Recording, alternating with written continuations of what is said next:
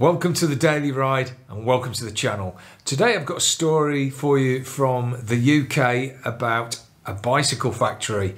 First, that doesn't sound particularly exciting, but when I tell you it's going to employ 4,000 people, it's going to cost £100 million to develop on a 100-acre site, but it doesn't have a car park, well, that's maybe a different story. Now, before we get into the pros and cons of not having a car park on such a big site with so many people, let's first take a look at this unique building, courtesy of some graphics from Holloway Designs.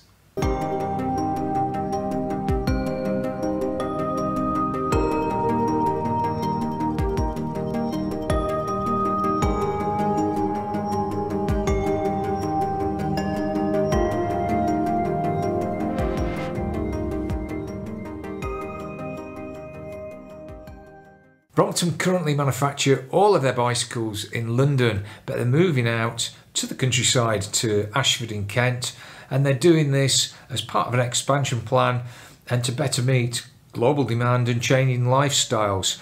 Or, to put it much more smoothly, their CEO, Mr. Butler, says, "As we face climate change combined with poor mental and physical health in our cities, where most of the world population live, we need to adapt. There's been a global realization post-pandemic that we need to change how we live in our cities to design them around the people that live in them, not the automobile." That's really well said, I'm sure you agree, but before we move on, let's cut to a few images and I'll tell you a little bit more about Brompton and their bicycles. The first thing is that these bicycles are handmade and considered by many to be the absolute gold standard of the folding bicycle.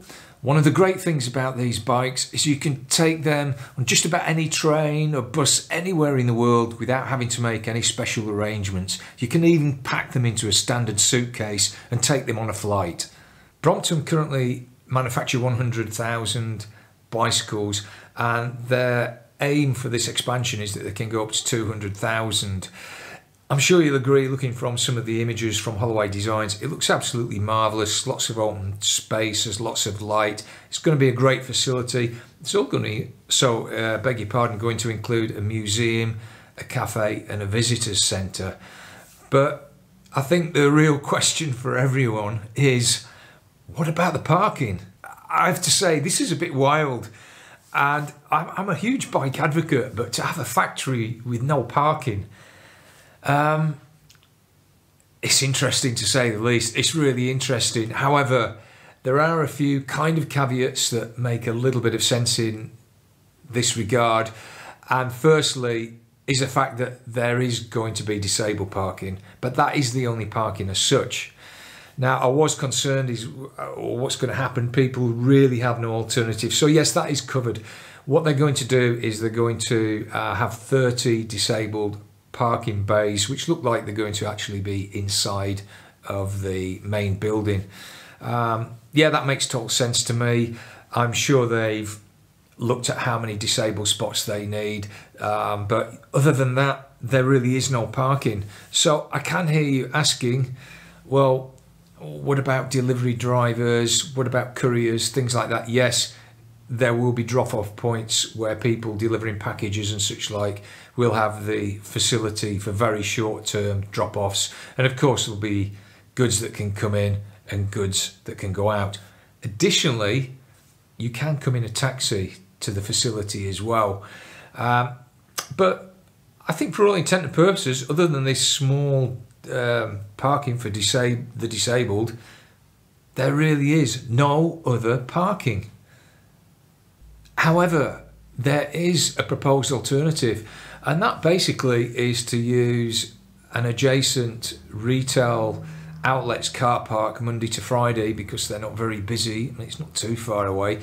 And alternatively, in the busy times for the retail car park, they can use a nearby stations car park, which sounds great. It's about a mile away, maybe not perfect. It may be a little bit more. I'm not 100% on the details, and some of the information I've read is a little bit contradictory, but say about a mile away. But this is where all the problems being caused, and this is why this is in the news again, because this is not a new scheme. The plans have been in for a couple of years now, but they're now on their fourth delay while the highway authorities and all local governments actually try to thrash out if this is a reasonable solution to the problem, because it does kind of put extra load on various roads, and they have to do various kinds of studies into if this is a viable option. So the whole problem now is this off-site parking the right solution? Will it work? Is it okay for all the local communities, businesses, etc.? I'm no big planning guru, and I sometimes find it hard just to plan a day out on my rides. But I have to say, I do like this. I understand it's unique, it's revolutionary, and I do hope that the local authorities, the highway authorities, they can actually come to some kind of agreement to make this work. I think all too often what we do now as a society, we always put the emphasis on the car, always. I mean, just look at any new factory, any new building. It's always catered for the car. It's always catered for car parking. For you Americans watching, my goodness, it's even more so in America. I mean, you open something like a dental practice or something like that, you have to have 1,000 car parks available just for 10 people coming in. Okay, I know it's not quite that crazy, but it's still crazy. And why can't we cater for pedestrians and cyclists and put as much thought into their needs as the car? And we just don't. All too often what happens, the car comes first, and then if you try to walk in or ride in on your bike to any kind of factory, any kind of retail park, anywhere, it's absolute hell. It really is. And all too frequently you go into these kind of places and the bike lanes are just become places for people to abandon the cars. It's really annoying. So how about building a factory just for once, where pedestrians and cyclists come first? Why not? As I've already hinted on, this is not a perfect solution with the car parks being external, but hey, again, why not? If we can utilise that space, why not? I also understand that people commuting to the jobs, they're possibly going to have to walk for a mile or something like that, but maybe that's a good thing.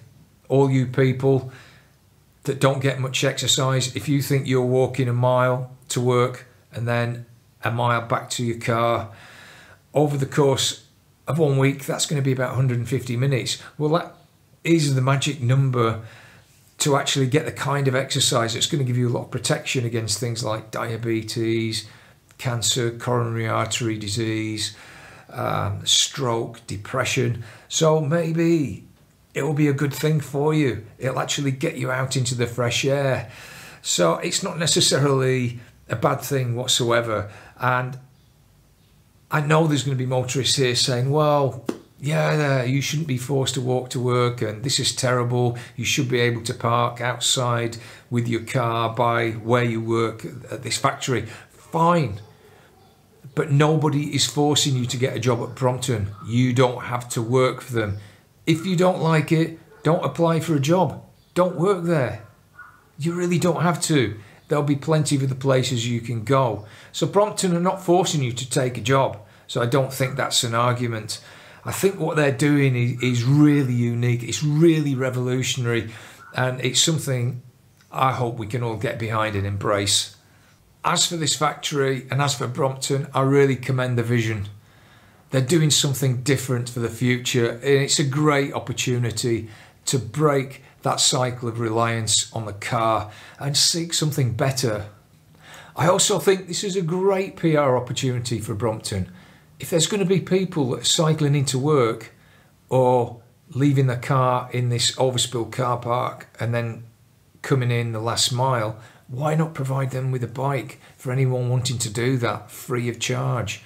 And you could even have a couple of mechanics inside the factory that can fix up and service the bikes if needs be. Another big PR win. It could be part of the visitors centre. I honestly wish Brompton the greatest of success moving forward. I really do. And of course, no doubt motorists, you're going to hate it. Overall, I love this project, not surprisingly, as someone who advocates so strongly for cycling. I can see there's a lot of potential problems, but I genuinely hope that they can sort these out. I know they're on their 4th delay. I honestly wouldn't be surprised if there's going to be a 5th and 6th delay, 7th delay, I don't know. But I hope it gets off the ground. The factory is actually planned to be built within the next couple of years, and if it comes to fruition and I'm in the area, I for one would certainly want to visit it. Now, I'd be very interested in what you guys have to think about this one, so please leave your comments below and I may well read them out in the next daily ride. That's all for now. I hope you've enjoyed watching this. If you have, don't forget to like and subscribe, and here's a couple more videos on screen now that you might also like to watch. Take care.